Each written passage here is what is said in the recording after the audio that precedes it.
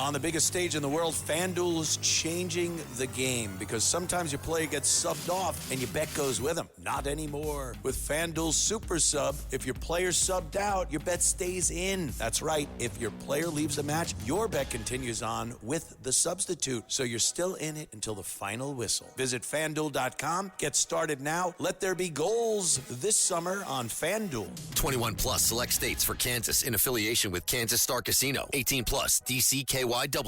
Gambling problem? Call 1-800-GAMBLER. 1-800-MY-RESET. 888-789-7777. Visit ccpg.org/chat. Connecticut. Visit mdgamblinghelp.org. Maryland. Visit gamblinghelplinema.org. Call 800-327-5050. Massachusetts. Call 877-8-HOPE-NY. Text HOPE-NY in New York. Call 877-770-7867. Louisiana. Visit FanDuel.com. Get started now. Let there be goals this summer on FanDuel. Listen, all you New Yorkers. Excuse me. Taxi. Okay, man, we're looking around. This is the 77 WABC minicast.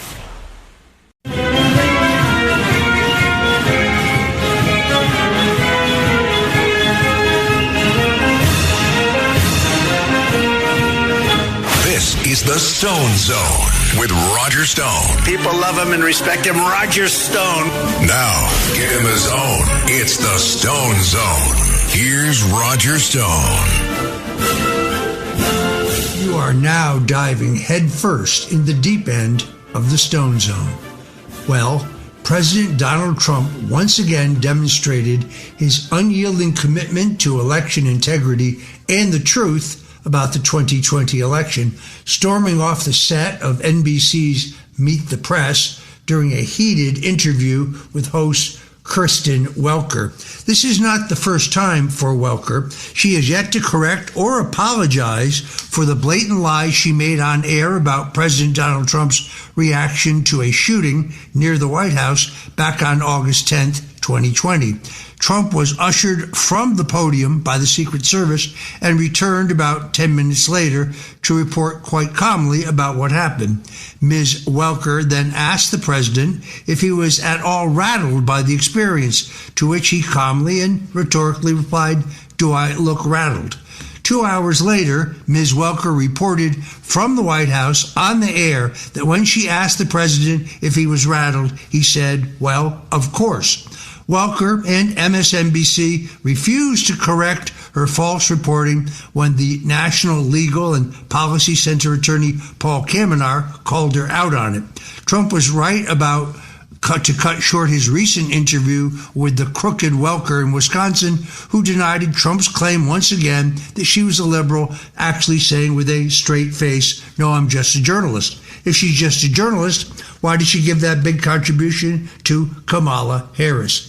After Welker repeatedly smeared him with baseless accusations of no evidence and attacked the January 6th Patriots, claiming that there were no evidence that January 6th was a setup, Trump had finally had enough of this one-sided ambush.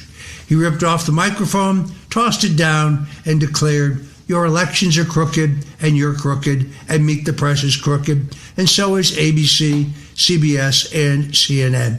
Trump then crushed the mic underfoot as he walked off, a fitting symbol of rejecting the continued fake news propaganda. Trump grilled Welker for 6 minutes, defending January 6 supporters targeted by the Biden regime and exposing the rigged trials and dirty cops who were involved. He highlighted his proposed $1.8 billion anti-weaponization fund to protect Americans from weaponized government.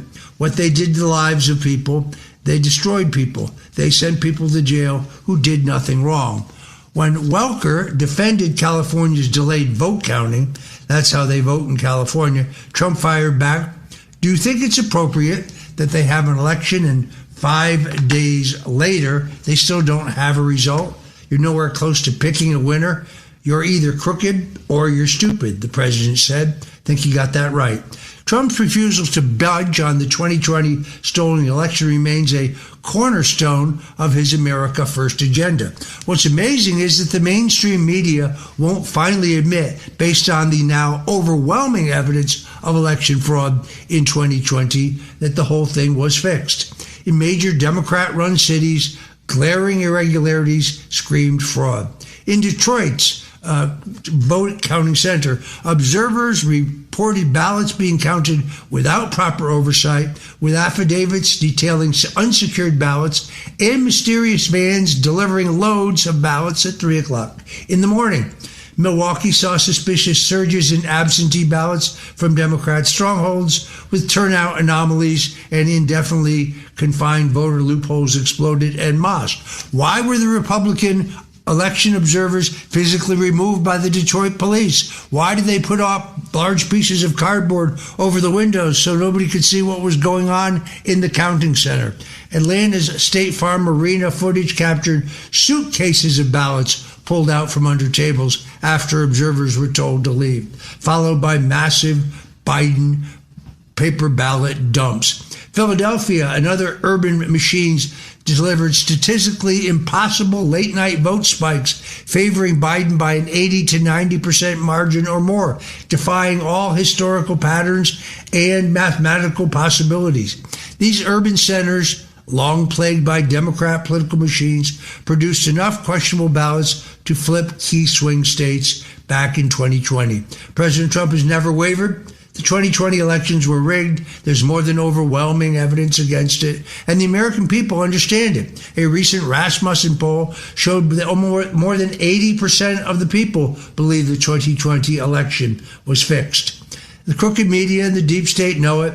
President Trump's bold stand exposes the fake news cartel's desperation. While elites smear patriots and rig the system, President Trump continues to fight for fair elections, secure borders, and justice. This is why the public trusts the president, and he will never back down. This is why fewer and fewer people are watching NBC, in particular, Ms. Welker. You see a perfect example of this in California's Los Angeles mayor's race.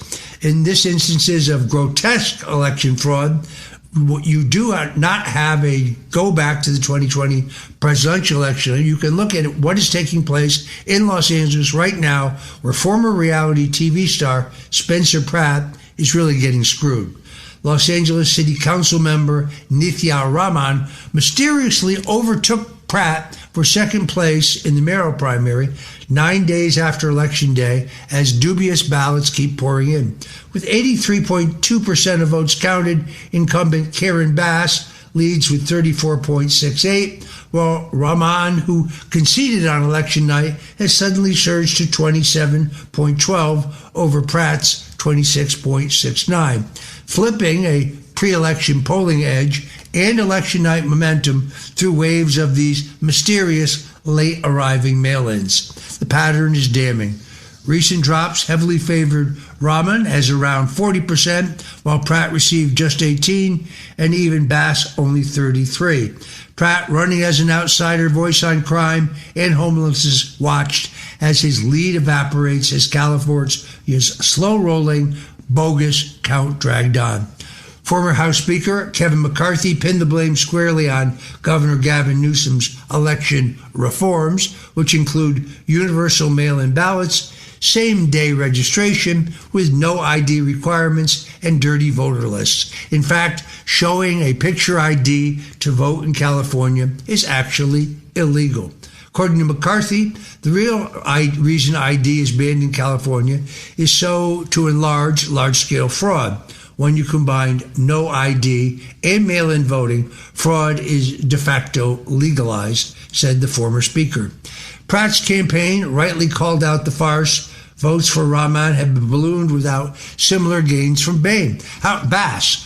How is it that all of these late-coming votes are overwhelming for Raman rather than Bass, the incumbent mayor, who, by the way, admits that her two political heroes are Mao Zedong and Fidel Castro? This isn't democracy. It's a rigged process designed to let Democrats manufacture outcomes after the polls have closed. Americans see through the truth. Unsecured mail-in ballots, chain of custody questions, signature verification rigor, and same-day transparency are inherently untrustworthy. Thank Thanks for listening to The Stone Zone with Roger Stone.